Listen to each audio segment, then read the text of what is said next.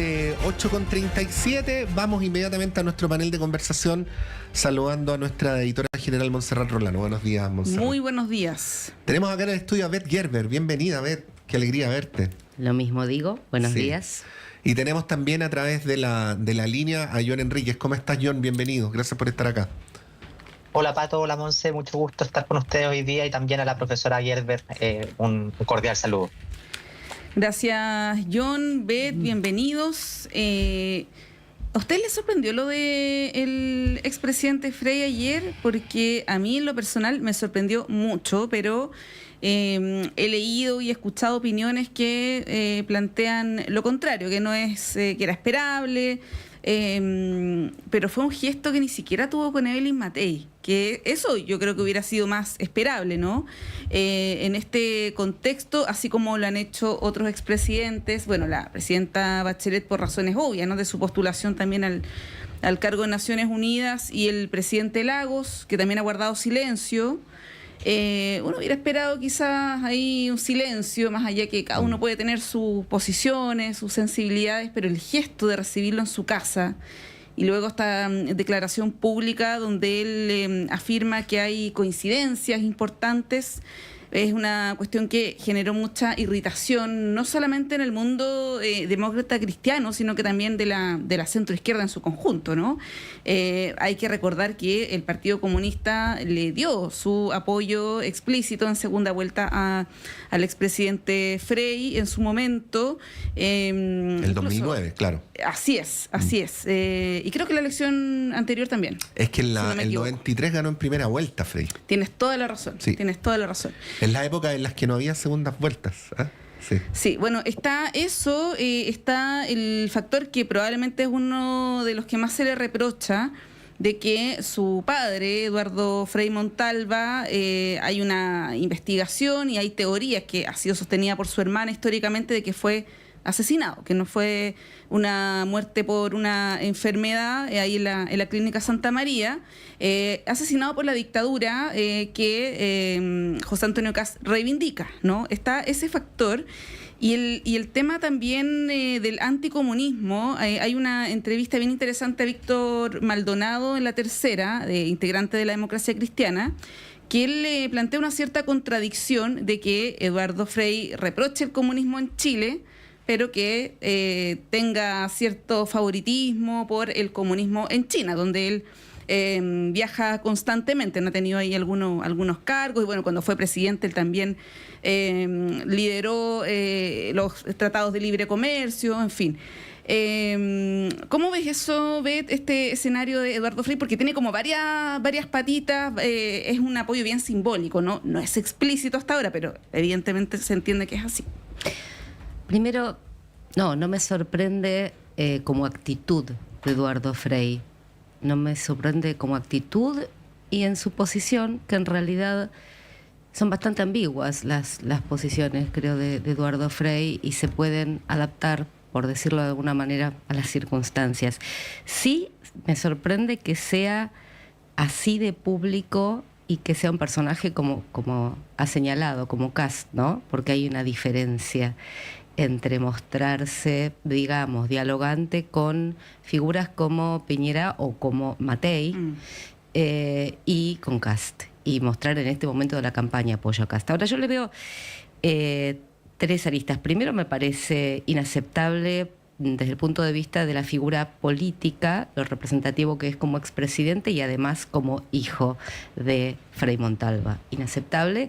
Y porque pertenece, o por su vinculación con la democracia cristiana, que tiene en este momento una definición política frente a la campaña. Entonces creo que no corresponde que se mueva por la propia en ese lugar. La segunda, que más profunda y más histórica, que me pregunto es, y que pone en cuestión, es esto del apellidismo, ¿no? ¿Cuánto ha jugado en la historia de Frei y en su trayectoria política el hecho de ser hijo de alguien, y de qué manera, y esto es una crítica fuerte que tengo hacia el progresismo del que me siento parte, de qué manera el apellidismo, que no debería jugar un papel, juega un papel a la hora de ocupar ciertos lugares, porque creo que este es el caso de Eduardo Frei. Me pregunto y pongo sobre la mesa cuántos méritos, fuerza política, competencias, etcétera, ha tenido para ocupar los lugares que ha ocupado y que ocupa hasta ahora. Y el tercero tiene que ver con algo de los tiempos electorales y de los tiempos políticos. ¿Cuánto mueve la aguja lo de Frei? ¿Cuánto mueve la aguja? Digo, ¿en dónde mueve la aguja? Y viene de la mano de lo otro, porque es una preocupación bien de élite, ¿no? Bien del mundo político, creo. El voto a nivel masivo, lo que está moviendo ahora. ¿Interesa lo que pasa? No le estoy restando importancia a lo que hace. Lo que digo es qué impacto electoral tiene. Sí, bueno, a las preguntas que hacía Monse, yo primero un comentario. Esta no es una pregunta para ti, pero si quieres tomarla de alguna manera, por supuesto, estás en tu plena libertad, ¿no? Que inevitablemente este gesto también hace que uno relea, quizás de manera imprecisa, injusta, Monse y John, cosas que pasaron durante el gobierno de Frei, po. O sea, por ejemplo, el tema de los pinocheques, por ejemplo, el tema de la construcción de Punta Peuco, cómo se manejó la detención de Pinochet en Londres.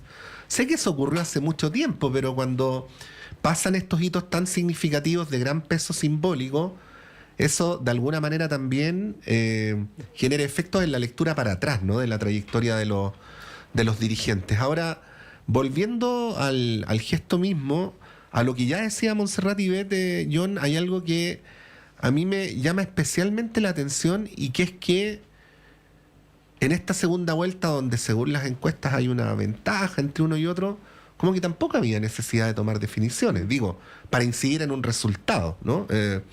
Y si no se hace entonces para incidir en un resultado, ¿para qué se hace? ¿No? John. A ver, varias cosas. Respecto primero al si se veía venir o no se veía venir, yo creo que sin duda es un gesto político que es muy, muy poderoso, que no sé si mueva la aguja desde lo electoral, pero sí desde lo simbólico, y sí permite destruir miradas prejuiciosas respecto a José Antonio Kast y el Partido Republicano sobre su rol en un Estado de Derecho y sus credenciales democráticas, etcétera. Después, ¿por qué digo que era previsible que ello ocurriera? Quizás no de la forma tan nítida como lo vimos, porque si uno ve hacia atrás qué es lo que ha pasado, uno ve primero lo que ocurrió en agosto, cuando el presidente Frei señaló que estaba consternado por el apoyo explícito que dio la democracia cristiana a la candidata Janet Jara, y también cuando uno revisa las intervenciones del presidente Frei en distintos seminarios, que ha sido muy crítico en particular del Frente Amplio y ha sido muy firme en relevar su rol, sobre todo en la apertura comercial y en la celebración de los tratados de libre comercio. Entonces, el discurso con el que entró el Frente Amplio en su oportunidad, muy crítico de la transición, probablemente, más que criticar a Bachelet, más que criticar quizá a Lagos se le critica por su rol en el CAE, en la formulación de esa política pública, seguramente están pensando más en la crítica a Eduardo Frei, que lo que hizo fue profundizar lo que Elwin había hecho a través de Foxley, o el mismo Foxley, que fue profundizar la estructura de una economía social de mercado. O sea, Frei es muy pro libre mercado interno y pro libre mercado externo, es muy pro focalización, y tuvimos a una oposición o un Frente Amplio que en sus inicios fue muy crítico de todo aquello, y eso probablemente hizo que el presidente Frei fuese explicitando más sus posturas críticas respecto al Frente Amplio, sobre todo porque el desempeño en materia de conducción de su programa de gobierno del presidente Boric ha sido muy, en mi opinión, débil, y ha prometido mucho y no ha logrado lo suficiente. Muchas de sus políticas públicas han sido muy criticadas. Después, respecto a lo que plantea la profesora Gerber, que sería inaceptable desde el punto de vista de su figura política y también como hijo, yo ahí tengo una diferencia. Yo creo que las personas son independientes, y que las definiciones que pueda tomar uno u otro, sea hijo de X político, Z político, son 100% personales, y sobre todo porque el presidente Frei Ruiz Tagle ganó la presidencia de la República, fue senador y tiene una trayectoria política muy dilatada. Después también fue nuevamente candidato y perdió, pero no perdió estrepitosamente. O sea, no es presidente de la República solamente por ser hijo del presidente Frei Montalva. Lo es por sus características, lo es porque en su oportunidad lideró y tuvo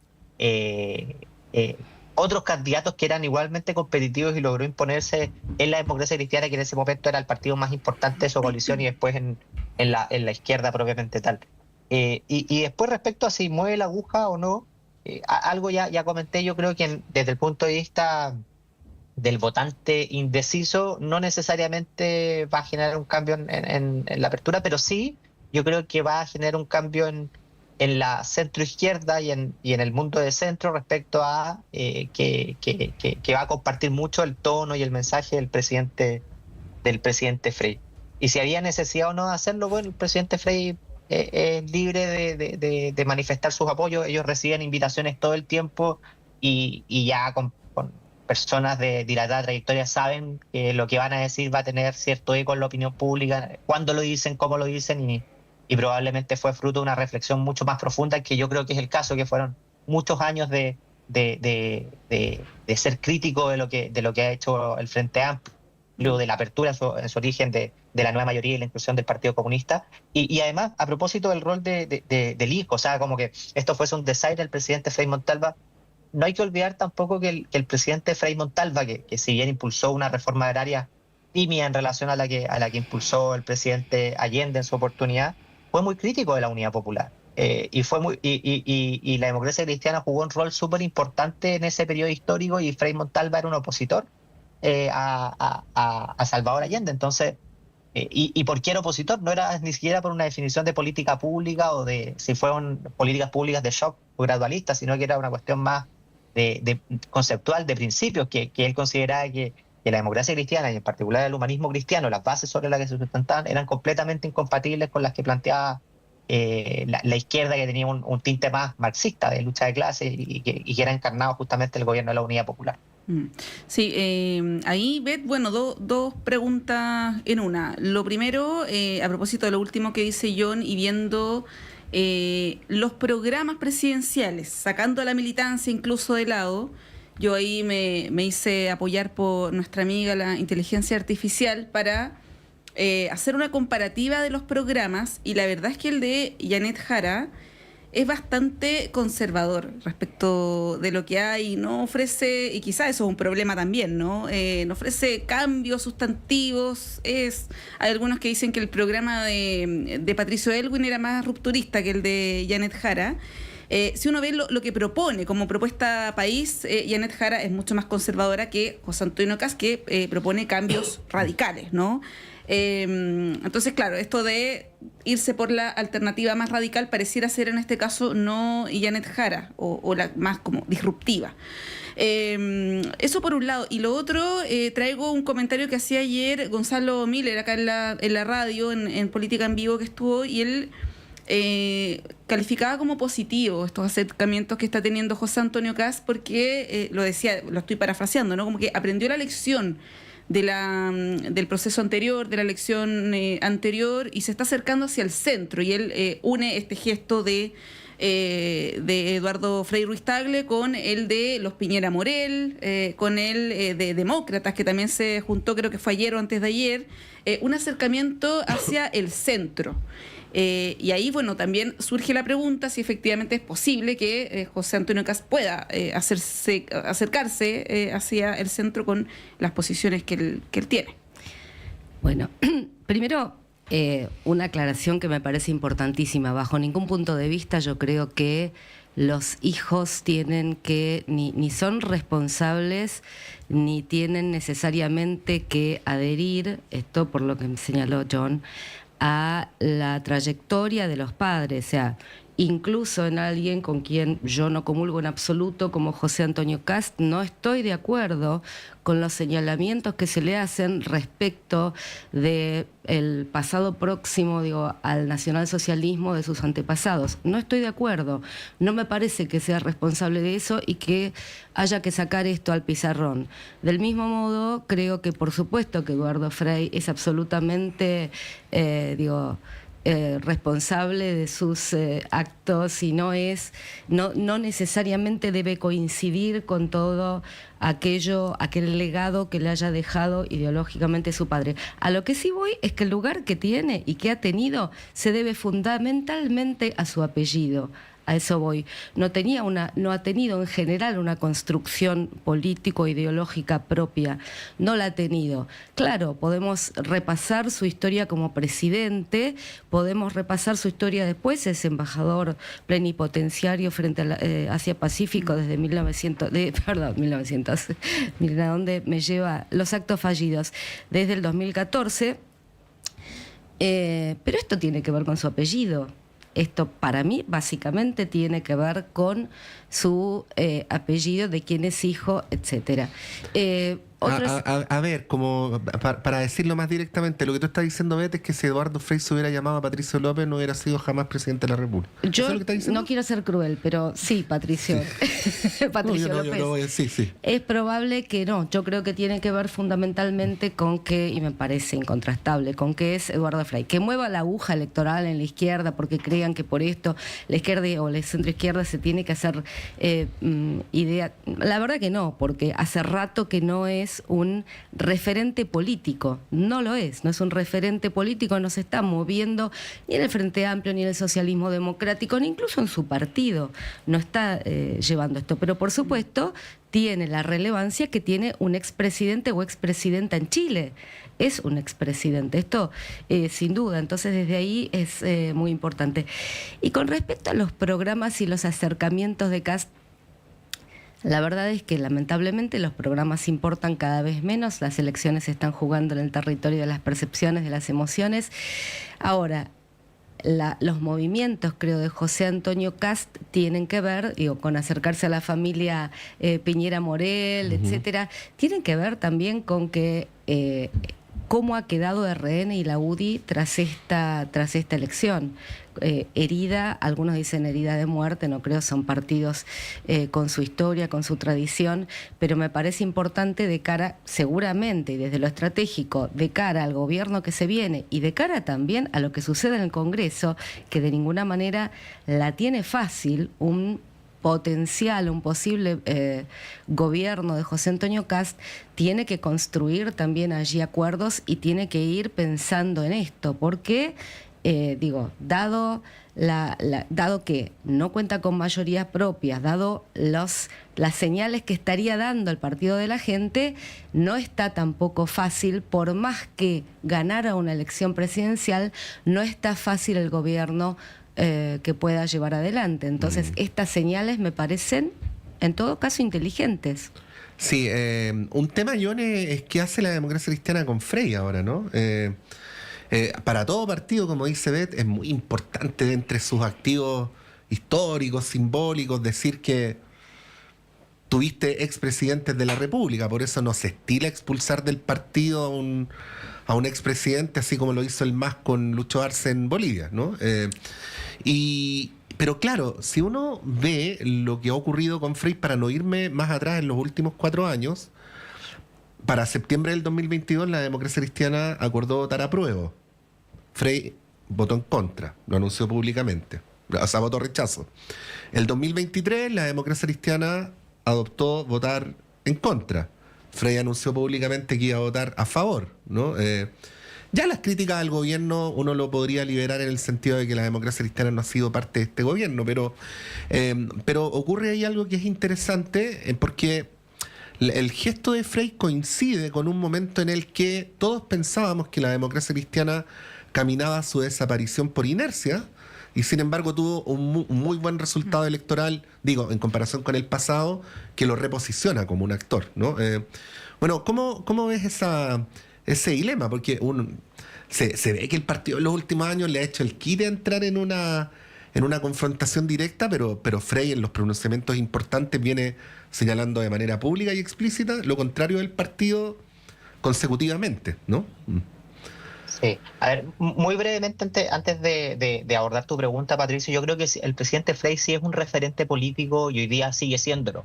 Y tú recordás su manifestación de preferencia en en el plebiscito de la Convención Constitucional, y yo recuerdo también que el presidente Lagos fue muy, muy importante y que la centroizquierda también esperó mucho el posicionamiento de la presidenta Bachelet en los dos procesos constitucionales, incluso fue una potencial candidata en este actual proceso. Entonces yo creo que el presidente Frey, sobre todo por la tradición que tiene nuestro país de mucha deferencia con sus expresidentes, que sus expresidentes tienen una mirada que va más allá de la coyuntura, sino que son garantes de los principios democráticos y republicanos que encarna nuestro país, sigue siendo una persona que es leída y que es muy escuchada, especialmente en el mundo del centro político.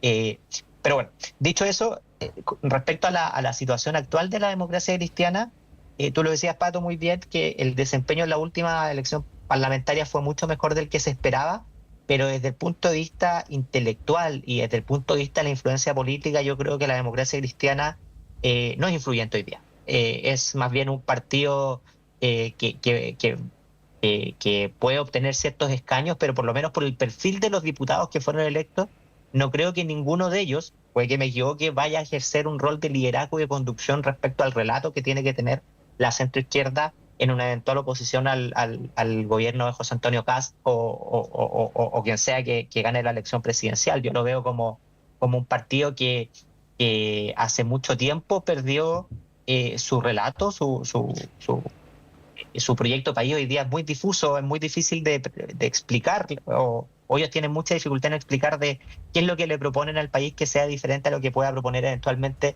o el Frente Amplio o incluso el Partido Socialista, que es un partido más socialdemócrata o moderado. O sea, no hay una gran diferencia desde el punto de vista doctrinario y conceptual en los liderazgos de hoy día de la democracia cristiana. Entonces, ¿qué es lo que tiene que hacer? Yo creo que solamente perdería la democracia cristiana expulsando al presidente Frey o tomando una postura muy radical del presidente Frey, aun cuando yo creo que gran parte de las personas que se identificaban tradicionalmente con la democracia cristiana terminaron renunciando a su militancia o dejando de apoyar a sus candidatos, y prueba de ellas la creación de partidos políticos que de alguna u otra forma albergaron a la democracia cristiana más histórica, y probablemente un bolsón importante de sus votantes que se fueron a demócratas, a amarillo, y otros que simplemente quedaron como independientes, viudos dentro de esa mirada más de tercera vía, pero anclada desde la dignidad de la persona humana y desde el humanismo cristiano.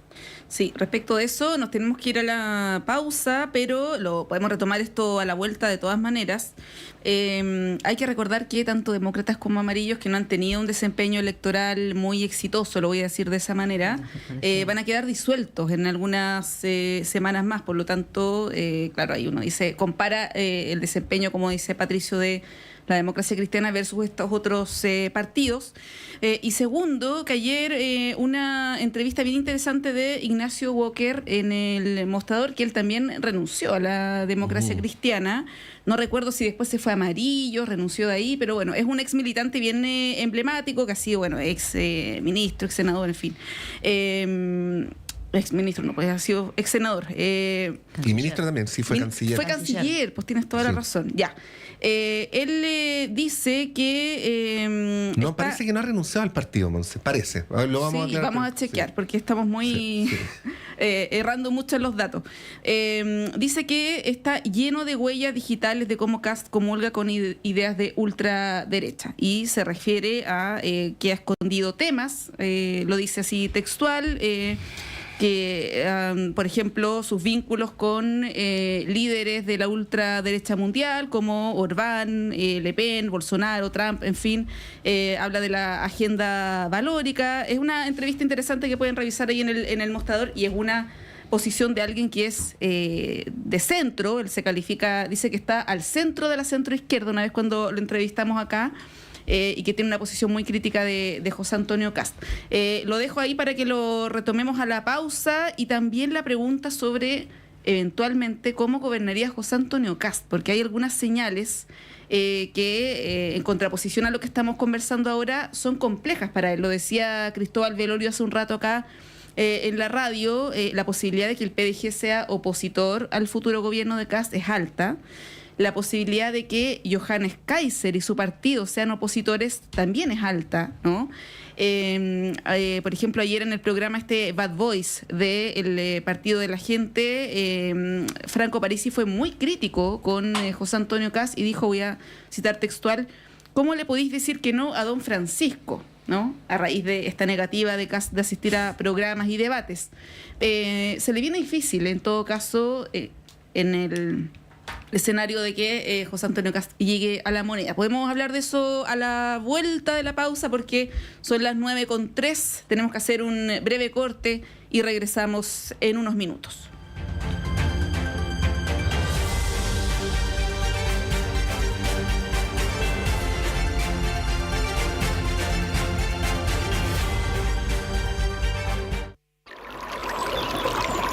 Aguas Trayén o Cascada en Mapudungún es la mejor agua purificada con tecnología de última generación. Para más información, visite su página web www.aguastrayen.com.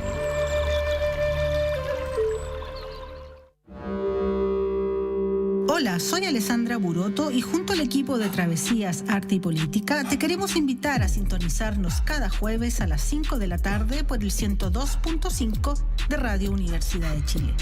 ¿Cuáles son las derivas del arte actual, sus prácticas, problemas de interés, su relación con la vida cotidiana y la política y con los sucesos del mundo de hoy? Entrevistas, conversaciones, cartelera y mucho más. Travesías, Arte y Política es un viaje por las derivas del arte en Chile y Latinoamérica. También puedes escucharnos cuando quieras y donde quieras en Volver a Escuchar en www.radio.uchile.cl.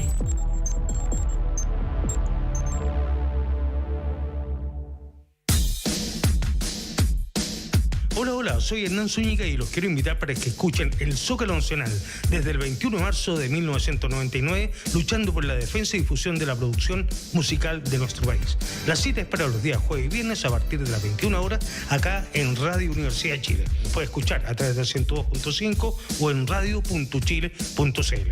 Un abrazo de Cordillera.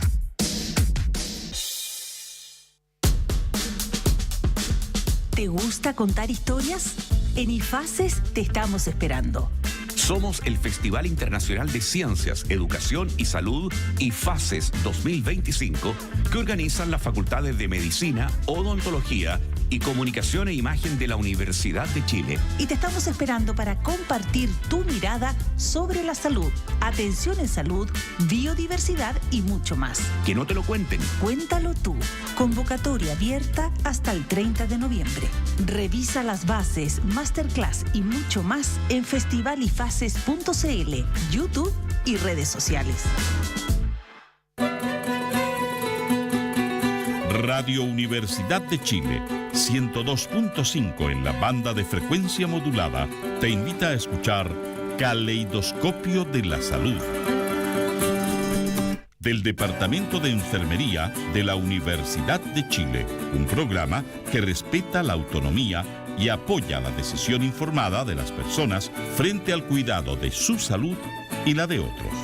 110 años a la vanguardia de los ciudadanos en la salud del país.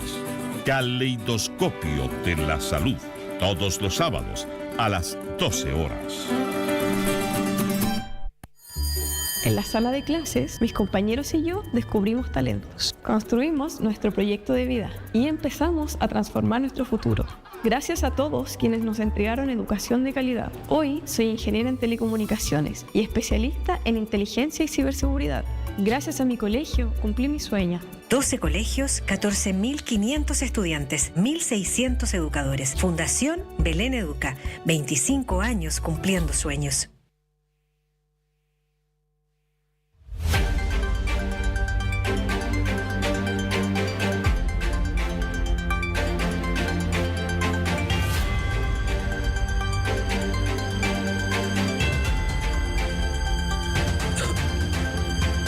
Son las 9:06, continuamos en Radio Análisis. Quedaron algunas preguntas desde el primer bloque para retomar el tema Frey y empezar a cerrarlo para pasar a otros asuntos. Pero bueno, ahí quedaba también hecha por parte de Montserrat vamos a decirlo así, cómo se puede expresar en un eventual gobierno de Kast o no estos gestos de acercamiento. Es más o menos lo mismo que le preguntábamos a Cristóbal Belolio, ¿no? Si el hecho de que José Antonio Kast aumente su base de apoyo, o sea, más plural, basta por sí solo para que su gobierno sea más plural, ¿no? Bet. El tema de la gobernabilidad, que yo creo No, que en ese sentido, claro. está la duda, yo creo si se va a lograr. Nada basta por sí solo. Creo que va a ser complejo. Primero, también llamar la atención sobre qué significa esto de centro, más allá de que estas categorías vayan quedando, yo no diría que perimidas en Chile, porque seguimos reconociendo sectores de izquierda, de derecha, de centro, pero cómo se van desdibujando esas fronteras y cómo se van resignificando es bien interesante, porque me di cuenta que en el bloque anterior estábamos hablando de casi de acercarse a la familia Piñera o al piñerismo o a UDI o a RN, como acercarse al centro. Fíjense cómo se va desplazando esto, porque yo llegué hace 20 años a Chile y estaba para mí clarísimo, decía qué fácil el mapa político de Chile comparado de mi país de proveniencia, Argentina, que es mucho más complejo decir que es el peronismo, etcétera. Decíamos, bueno, la izquierda es esto, la derecha es lo otro, ¿no? Por un lado está la alianza que tiene tales partidos, por el otro lado está la concertación en ese momento que tiene tales. Es así de claro. Esto no solo fue transformándose la composición de esos grandes bloques y sus nombres, sino también que es izquierda y derecha, porque en este momento estar diciendo que UDI y RN casi como también que Evelyn Matei era la candidata del centro-derecha, es bastante sorprendente para un tiempo reciente. No estoy hablando de 50 o 40 años atrás, estoy hablando tal vez de 10 años, 5 años atrás, donde estamos diciendo, UDI y RN hay que hacerle guiños al centro, que vendría a ser eso, que siempre ha sido en Chile la derecha. Pero bueno, lo que está corriendo el mapa, creo, es esta candidatura y esta posible presidencia de ultraderecha, porque es así, por varias expresiones y posiciones que declaran. Entonces, lo que se corre es el resto. El centro, la verdad, es que yo descreo bastante de esto del centro. Se alude al centro y ahí entra un poco de todo. Digo, como bien señaló Montse, desaparecieron demócratas amarillos que tenían mucha más prensa y cobertura de lo que en realidad significaban políticamente, de su peso político electoral. Entonces, a ver, ¿con quiénes va a gobernar Kast? Creo que ahí va a tener un dilema, porque también está en juego cómo se quieren proyectar quienes por ahora sí prometieron o comprometieron su apoyo. Kaiser comprometió apoyo, pero hay que ver, con lo relativamente bien que le fue, cuánto privilegia hacer su propia carrera política, porque el hecho también de estar apoyando al partido puede desperfilarlo políticamente, pero mucho más al partido de la gente. Al partido de la gente es la gran interrogante ahora, y en qué medida también Parisi apuesta a su propia carrera política, y no solo Parisi, Giles, el bloque de diputados y diputadas, que es muy importante en términos de el papel de bisagra y posible decisor en procesos clave que van a seguir. ¿Cuánto apuestan a su propia carrera política o apoyar a un gobierno que cuánto les puede redituar apoyarlo sin diferenciarse? Sí. Creo que ahí va a tener una construcción difícil y no sabemos qué capacidad de... y realmente digo no sabemos, no estoy diciendo que sea poca o mucha, digo no sabemos todavía, porque no ha estado en el Ejecutivo, qué capacidad de construcción política y de construcción de alianzas tiene el Partido Republicano y qué capacidad tiene Kast. Sí, parecería plausible, John, te pedimos la opinión, pero coincidía con esta hipótesis Cristóbal Belolio más temprano, de que para Franco Parisi resultaría mayor incentivo plantearse como una alternativa a un eventual gobierno de Kast que como un soporte, ¿no? Y también se ha dicho previamente que el objetivo estratégico, es raro que en una elección presidencial tenga un objetivo táctico, pero en el caso de Kaiser, que el objetivo táctico era que le fuera bien, pero que el estratégico es en algún momento desplazar a Kast como el líder de la derecha más dura, ¿no? Bueno, respecto a esos dos asuntos, John. A ver, yo creo que el rol de Parisi es dependiente a otras variables. Yo creo que va a depender en parte de la valoración ciudadana que tenga, que se tenga respecto a un eventual gobierno de José Antonio Kast.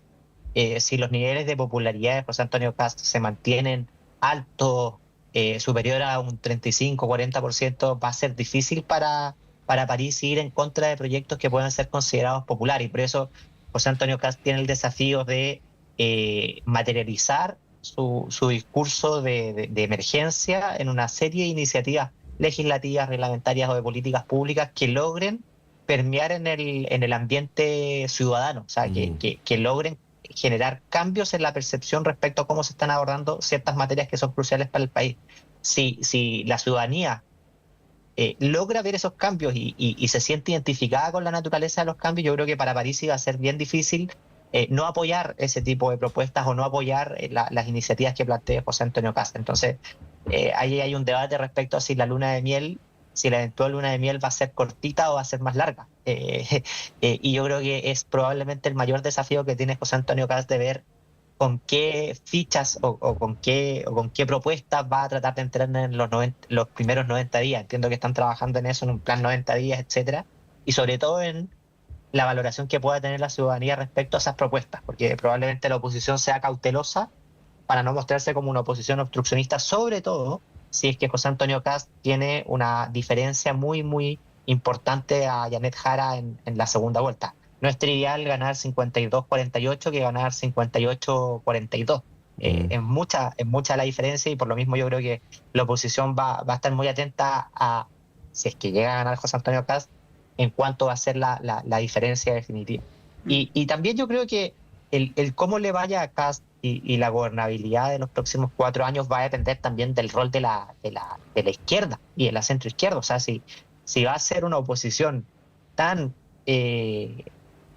compleja y tan aguda como lo fue con el presidente Piñera, no tengo ninguna duda que va a ser un gobierno muy difícil para José Antonio Kast. Yo espero que la izquierda haya aprendido la lección de que ser una oposición tan crítica y ser tan tajante con sus planteamientos. Ustedes recordarán que incluso la oposición pedía que el presidente Piñera no termine su mandato, y que presentaron muchísimas acusaciones constitucionales a propósito de lo de Pardoux.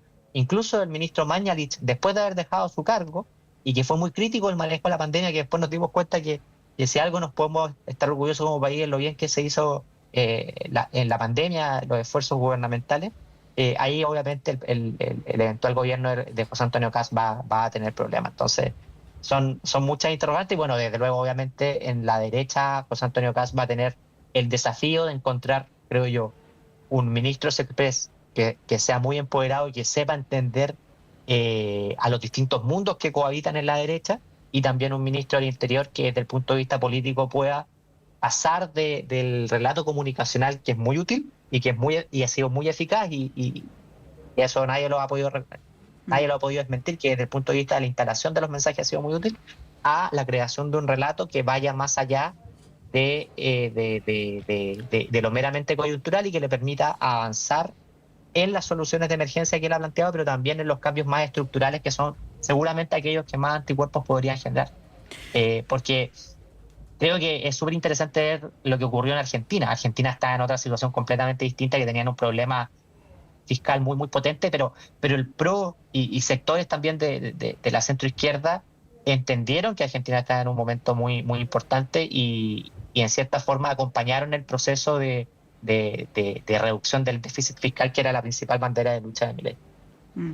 Sí, bueno, Beth, pasando ya al tema que lo mencionaba también John, a propósito de la gobernabilidad, cómo se va a comportar el Congreso, lo que ocurrió ayer en el Senado con la votación de la acusación constitucional contra el exministro Diego Pardoux, la verdad es que fue un resultado que se esperaba que fuera estrecho para el lado que fuere, digamos, pero no fue tan estrecho. Tuvo 17 votos a favor solamente y 28 en contra, siendo el oficialismo minoría, ¿no? Por un senador, digamos, pero estaba en minoría, tenía un escenario adverso, y pese a eso lo logró revertir. Y no, hasta el momento, ya queda poquito para que termine el gobierno, la oposición no ha logrado aprobar ninguna acusación constitucional. Tiene ese récord, ¿no?, que es bastante negativo.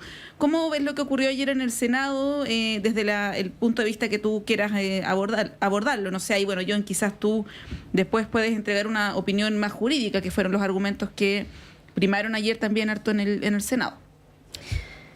Bueno, Más allá del caso, bueno, primero el caso, sí, Pardo salió bien, digamos, de esto se ha rechazado la posible acusación constitucional, pero algo que hemos mencionado más de una vez en este espacio es la utilización de la acusación constitucional como herramienta política. Digo, la acusación constitucional, y esto lo saben mucho mejor los constitucionalistas y los abogados y abogadas, pero en realidad debería ser un instrumento de control político y jurídico que dé cuenta de el incumplimiento de las responsabilidades en estos términos, ¿no? Y que se ha utilizado una y otra vez, también el gobierno anterior, también abusivamente, para causar daño político. Y creo que esto es muy malo y que la verdad hay como un chacreo, voy a tomar términos locales que fui aprendiendo, como un chacreo de la herramienta que es la acusación constitucional.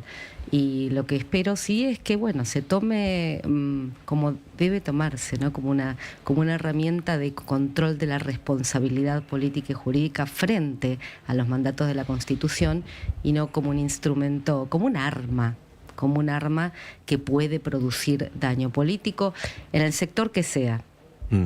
Estaba pensando de dónde viene el concepto chacrear, a ver si alguien sabe por ahí que nos pueda decir. Pero ¿La chacra? No sé. Claro, pero que tiene de mala una chacra como para que chacrear sea echar a perder algo. Bueno, en fin. John, mira, dos cosas. Es inevitable ir mezclando lo político con lo más jurídico, así que ahí te vamos a pedir una reflexión en los dos planos, pero yo diría un par de cosas nomás. Primero, al principio de este gobierno se criticó muy ácidamente por parte de la oposición, y para muchas personas con justa razón, de que el gobierno entrante, otrora oposición, había abusado de la figura de la acusación constitucional. Bueno, a día de hoy podemos decir que tenemos un empate, es decir, durante este periodo legislativo se han presentado 9 acusaciones constitucionales, tal como durante el periodo legislativo anterior. Ese es como un primer plano. ¿Cómo ves que tengamos ya una suerte de rutina de acusaciones constitucionales, ¿no? 18 acusaciones constitucionales en menos de 8 años. Y lo segundo, preguntarte por este argumento de carácter más técnico que algunos juristas advertían que podía, usando la misma palabra de Beth, terminar por chacrear la herramienta, pero con graves consecuencias institucionales, y que es que, independientemente de que uno pueda tener indignación, que haya pensado que el ministro Pardo es el responsable político, la ley es bastante clara en que la Comisión Nacional de Energía es un organismo autónomo. Por lo tanto, pedirle a Pardo que hubiera intervenido en aquello es literalmente que el Parlamento le pida que exceda sus atribuciones, ¿no? Y este es un argumento que lo plantearon, entre otros, tanto el profesor Pablo Ruiz Tagle, decano de la Facultad de Derechos de la Universidad de Chile, como el rector de la Universidad Diego Portales, Carlos Peña, ¿no? Bueno, en estos dos planos, ¿qué podrías decir? A ver, en lo sustantivo estoy muy de acuerdo con la profesora Gerber, que hacer un mal uso de las herramientas que tiene el Congreso Nacional en materia de fiscalización puede tener una consecuencia muy negativa en el equilibrio de poderes y en la institucionalidad en definitiva. Y sobre todo, una cosa es que se acuse constitucionalmente a ministros de Estado, donde ahí uno puede ver evidentemente consideraciones políticas, pero no nos olvidemos que también se puede acusar constitucionalmente a miembros de otros poderes del Estado, y ahí yo creo que el Congreso tiene que ser incluso mucho más prudente y mucho más diferente de los procesos internos, estén bien diseñados o no estén bien diseñados. Estoy pensando, por ejemplo, que puede acusar a ministros de la Corte Suprema, y lo ha hecho. Solamente quiero recordar algo a propósito de la institución de la acusación constitucional. Yo recuerdo al profesor Fernando Atria cuando en la discusión previa al inicio de la Convención Constitucional hablaba de por qué no se incluía como sujeto pasivo de la acusación constitucional los consejeros del Banco Central, que estaban fuera del control político. Y yo estoy de acuerdo con la posición que tomó el constituyente del 80 de dejarlo fuera de la acusación constitucional, porque creo que el Banco Central tiene que tomar sus decisiones de política monetaria más allá del ciclo político y no considerar las consideraciones políticas. Tiene que atenerse a su rol de velar por la estabilidad de la moneda y el normal funcionamiento de los pagos internos y externos. Aquí, en materias que son tan técnicas como en materia de energía, me pasa algo similar. sea, yo creo que cuando hablamos de política pública, el Congreso Nacional tiene que ser súper cuidadoso cuando hace uso de sus herramientas de fiscalización, porque los llamados a hacer política pública es el Congreso, pero en su faceta de legislador, no en su faceta necesariamente de fiscalizador. Aquí, obviamente, hay un tema de la causal de la acusación constitucional, si se están aplicando o no las leyes y de forma adecuada. Habían buenos argumentos a favor y buenos argumentos en contra, pero en esos casos en particular, creo que la Cámara de Diputados, que es quien acusa, y el Senado, que en definitiva toma la decisión, tiene que ser mucho más cuidadoso y deferente con la institucionalidad técnica mandatada a tomar cierto tipo de decisión. Y después, respecto al tema más político, Pato, de que hay una suerte de empate en el uso de acusaciones constitucionales, estoy de acuerdo que ha sido un abuso, que probablemente muchas de las acusaciones constitucionales que se presentaron en la actual legislatura fueron... No quiero referirme a lo jurídico, porque pueden haber buenas razones para haberlas presentado, pero sí al menos un error político, porque si tú presentas muchas acusaciones constitucionales y tienes un grado de éxito menor, te estás equivocándote, porque es una herramienta tan excepcional que tú no la debías usar como señal política o como gallito político, sino que para efectos de conseguir ciertos resultados objetivos particulares en cada acción. Entonces, la pregunta es ¿por qué?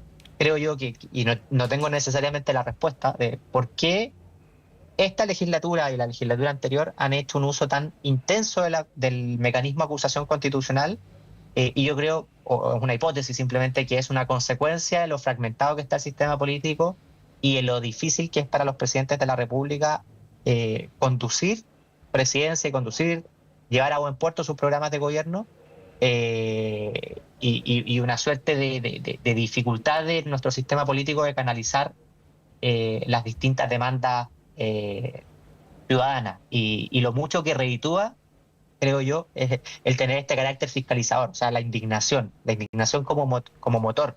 Y ahí ustedes pueden recordar, por ejemplo, el caso de la diputada Chicardini y Manucheri, que a mí no me gusta el estilo, pero desde luego que tiene una capacidad de convertirse en rostros que después tiene un rédito desde el punto de vista electoral muy, muy fuerte. Sí, ahí bien breve. Respecto a lo último que decía John, independientemente del mérito de las acusaciones, esto de andar de que un diputado le ande tirando billetes a otro es una cosa, bueno, no creo que enaltezca mucho la función legislativa, pero volviendo a lo otro, y entendiendo que los dos gobiernos últimos no se dieron en condiciones equivalentes, creo que es una descripción, John, Beth, Monse, decir que el gobierno del presidente Piñera se dio en circunstancias anómalas tanto por el estallido social como por la pandemia. Pero dicho esto, creo que una buena pregunta de fondo es si el Parlamento está ocupando la acusación constitucional como un acto reflejo cada vez que hay una crisis ministerial, porque eso es lo que ha pasado. O sea,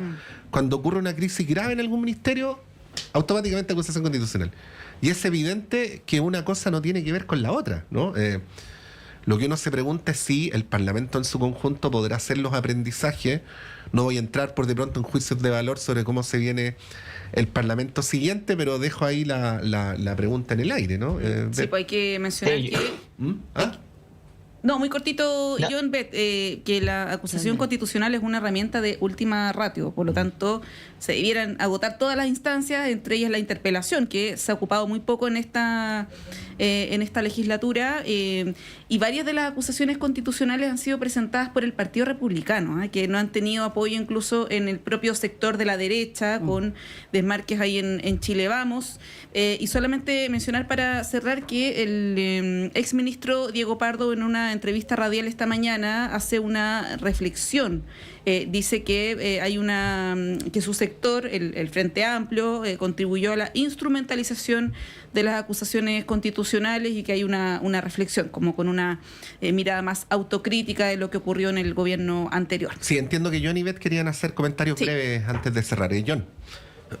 Sí, yo escuché la entrevista del exministro Pardo y creo que esa reflexión es tardía, pero siempre es positiva, y espero que pueda iluminar en parte el comportamiento de la izquierda en caso de que fuesen oposición en el próximo gobierno, y que sean mucho más cuidadosos en las formas y también en el uso de las herramientas que la Constitución les permite. Y después yo creo que la reflexión de fondo es cómo logramos retomar lo que fue en algún momento algo muy virtuoso de los 90 y los 2000, de que los protagonistas en la deliberación democrática sean los perfiles políticos que tiendan a la colaboración y a la articulación de acuerdos que puedan trascender a los gobiernos.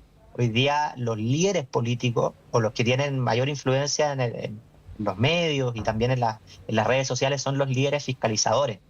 Y no son los articuladores. De hecho, se mira con desconfianza al articulador, se mira con desconfianza a aquel que trata de aunar posiciones dentro de sus propios partidos, pero que trata de entender en primer término qué es lo que plantea otros grupos políticos, y se mira con mucho más desconfianza aún aquel que quiere llegar a ciertos principios de acuerdo en ciertas materias importantes para el país. Yo creo que ahí está probablemente si nos conducimos a una peruanización de la política, como una cuestión muy confrontacional, o volvemos a lo que yo creo que fue una época muy virtuosa en nuestro país, de los 90 a los 2000, donde habían liderazgos políticos que eran reconocidos, que tenían la posibilidad de cohesionar a sus partidos, donde podían dar garantía de que iban a contar con los votos en ciertas materias, y ahí es donde se producían las políticas de Estado de mediano y largo plazo. Hoy día estamos, creo yo, legislando o sobre reaccionando muchas veces, que puede ser incluso peor desde el punto de vista de la calidad de la política pública.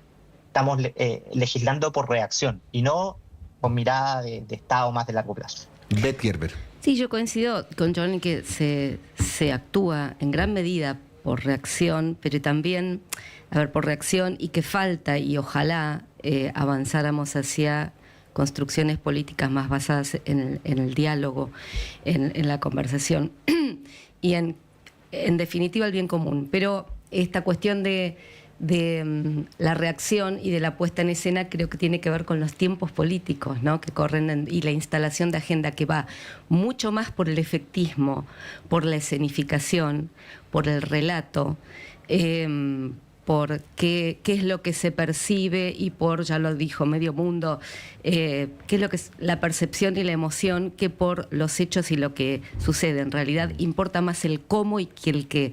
Y en este sentido me alarma tanto que vaya a suceder en el Congreso, en un Congreso que hace esto, que tira billetes, que da y también digo, por el rol que vaya a tener el Partido de la Gente, que juega muy bien con las puestas en escena, ¿no?, que juega muy bien con el relato, pero también con un posible gobierno que también apunta mucho al efectismo, y esto está pero más que claro en el éxito que tienen sus propuestas de mano dura, que son insostenibles, que no dan resultado, pero que son muy efectistas. Entonces, esto de que lo que esté mandando sea la percepción, la emoción, la escenificación, la puesta en escena y el relato, más que el contenido, tendría que, encender alarmas en todos los sectores.